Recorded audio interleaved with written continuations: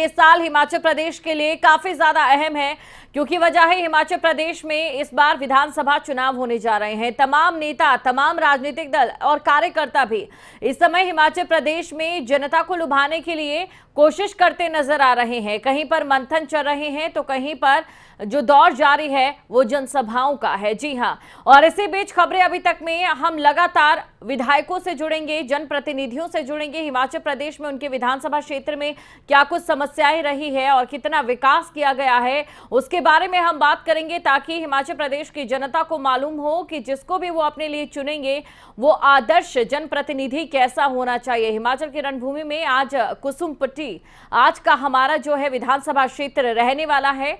तो बड़ी खबर आपको हम बता दें, इस वक्त की हिमाचल की रणभूमि का दिलचस्प हुआ मुकाबला। बड़ी खबर आपको हम बता रहे हैं, हिमाचल की रणभूमि का मुकाबला दिलचस्प होता जा रहा है। और साथ ही आपको जानकारी दे दें कि सभी पार्टियां, चाहे आम आदमी पार्टी हो, कांग्रेस हो, बीजेपी हो, जीत का दावा कर रही है। कुसुम्पटी में विकास को लेकर बड़े दावे भी किए जा रहे हैं और वार पलटवार का जो सिलसिला है वो भी लगातार तेज है। तो वार पलटवार का सिलसिला भी लगातार तेज है।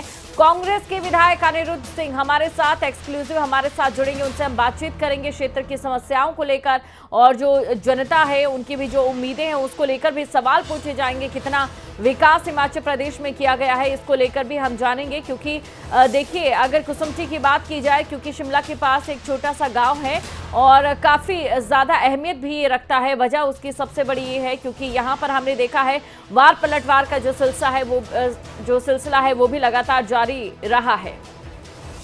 तो कांग्रेस के विधायक अनिरुद्ध सिंह जी हमारे साथ जुड़ चुके हैं। सर, आपका स्वागत करती हूँ खबरें अभी तक पर। और जिस तरीके से आपने देखा, क्योंकि चुनाव की तैयारियां तेज हो चली हैं, इस साल विधानसभा चुनाव होने जा रहे हैं। सबसे पहले आपसे हम जानना चाहेंगे, कुसुम्पटी में आपने कितना विकास करवाया है जितना समय आपको जनता ने दिया? नमस्कार जी देखिए, जहाँ तक कुसुम्पटी की बात है, जी आज के समय में कोई भी पीडब्ल्यूडी की ऐसी सड़क नहीं है। करीबन 17 साल मुझे इलेक्टोरल पॉलिटिक्स हो गए हैं। 2 बार जिला परिषद लोगों ने मुझे जिला परिषद के रूप में स्वीकारा है और 2 बारी जो है सेकंड 2 बारी मैं अभी एमएलए रहा हूँ। अभी third as MLA third election है 2022 का। और मैं समझता हूँ कोई भी ऐसी सड़क जो पीडब्ल्यूडी के अधीन हो वो आज हमारी कच्ची नहीं रही है। ऑल आर मेटल्ड पूरी कुसुम्पटी में। जब पहली बार हम बने थे तो करीबन 3 पंचायतें जो हैं वो सड़क से महरूम थी, कनेक्टिविटी नहीं थी। आज लगभग हर गांव में जो है जहां land dispute, private land dispute है, वहां पे नहीं है। मेरा 2 या 3 गांव ही रहे हैं, नहीं तो हर गांव जो है हमारा वेल कनेक्टेड है। बसेस हमारी जो है हर रूट पे जो है बसेस चल रही हैं।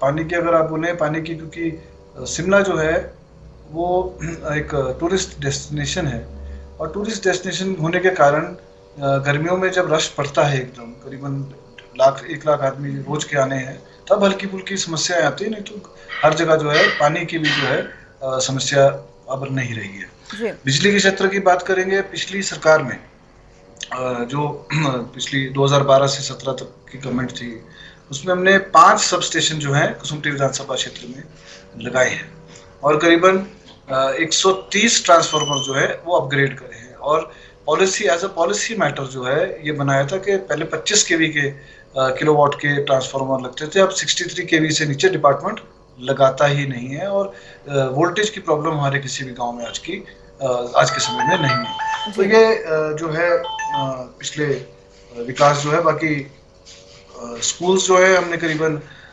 43 स्कूल्स जो है वो अपग्रेड जो है वो कराए हैं।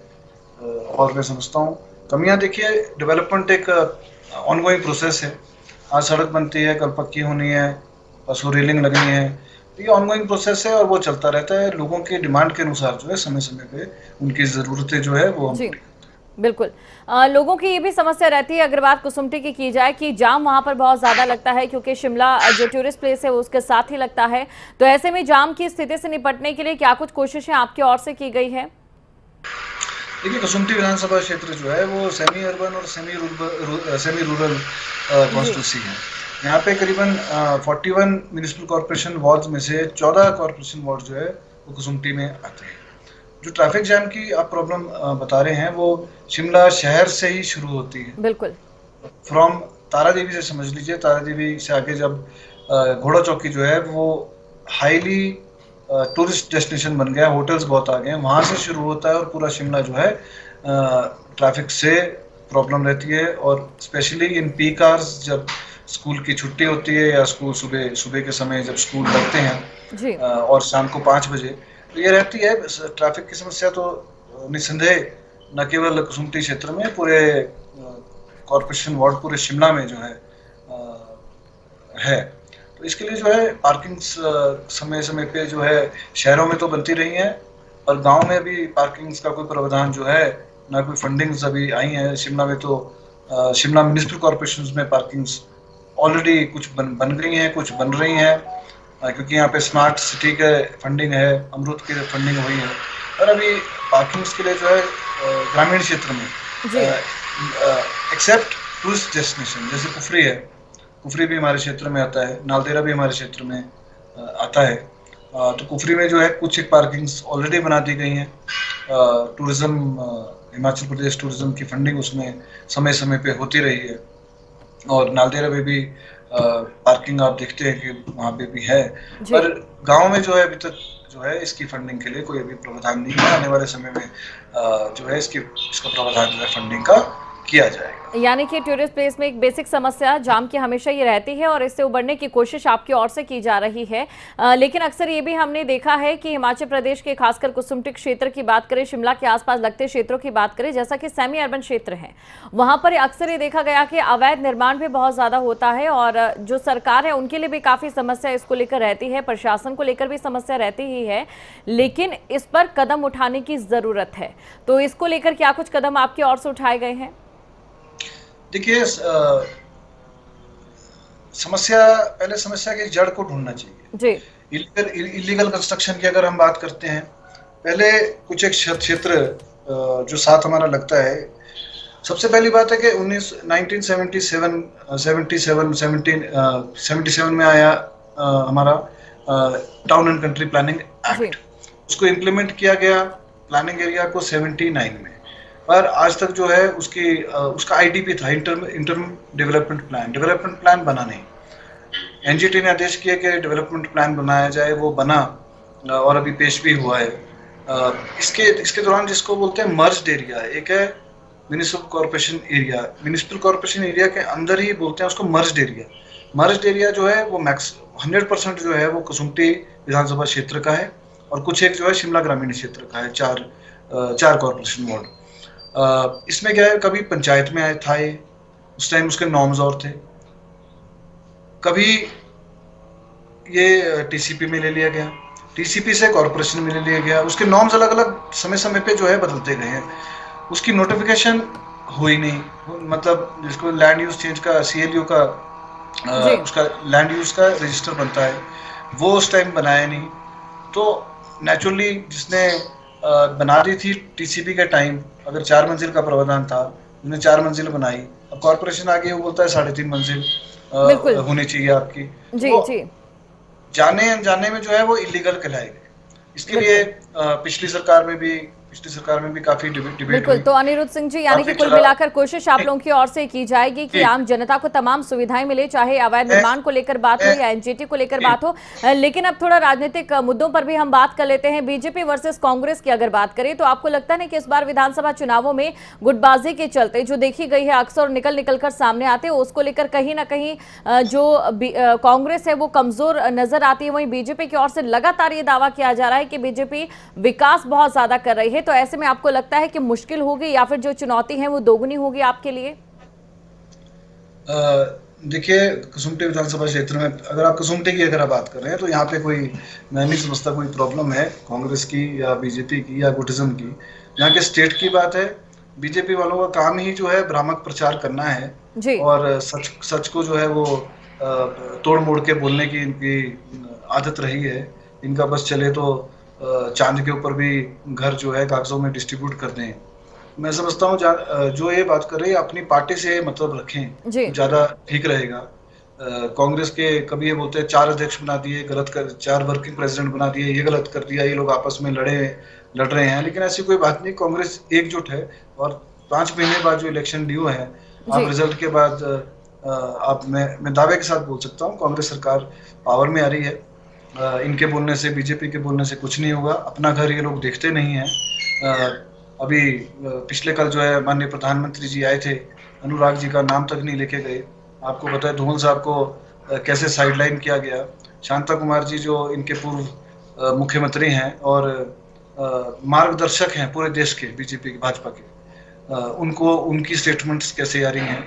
गुटिज्म हर जगह होता है, ये मैं बिल्कुल मानता हूँ, पर अपना घर अगर ये लोग बीजेपी अपना घर देखेगी तो ज़्यादा ठीक है। बिल्कुल। अभी कांग्रेस की ओर से जो कांग्रेस की प्रदेशाध्यक्ष है प्रतिभा सिंह, उनकी ओर से कहा गया था कि जब सीएम जयराम ठाकुर उन्हें न्योता देने के लिए आते तो कहीं ना कहीं गरिमा को लेकर उन्होंने सवाल खड़ा किया था। और साथ ही उन्होंने ये भी कहा कि पीएम नरेंद्र मोदी से आम जनता को काफी उम्मीदें थी कि जब वो दौरे पर आए थे, लेकिन कहीं ना कहीं कांग्रेस को ये लगता है कि वो उम्मीदों पर खरा नहीं उतरे हैं। उनका संबोधन की अगर बात करें या उनके दौरे की बात करें, जनता को कुछ देकर नहीं गए हैं। इसके बारे में आप क्या मानते हैं? क्या आपको वाकई ऐसा लगता है?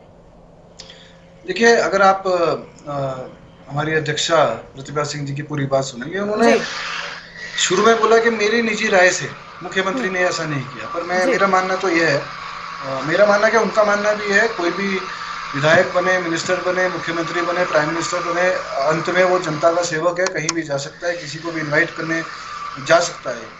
तो और उन्होंने शुरू में ये बोला कि मेरी निजी राय है, पार्टी की राय नहीं है, उनकी अपनी निजी राय थी। और उनका मानना यह था कि अगर आप अध्यक्ष के घर, अगर सीएम किसी के पास जा रहा है तो पहले जो है इंटीमेशन होनी चाहिए कि मुख्यमंत्री महोदय जो है पीसीसी के रेजिडेंस पे जा रहे हैं। तो उस हिसाब से सीएम का भी अपना प्रोटोकॉल है। उनकी जब आएंगे कुछ खान पीन की व्यवस्था, चाय की व्यवस्था, उसके लिए समय देना चाहिए कि तो उनका कहने का मतलब ये था।